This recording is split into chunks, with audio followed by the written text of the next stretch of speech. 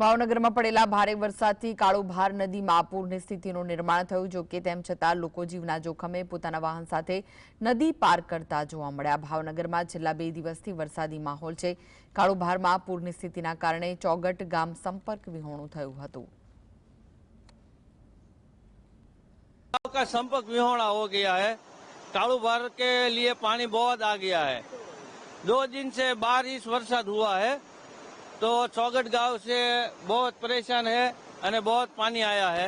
तो 2 दिन से लिए गांव से लिए संपर्क विहोणा है, सब हाईवे बंद है। 2 दिन से बहुत सारी बारिश हो रही है और बहुत ज्यादा पानी आ गया है।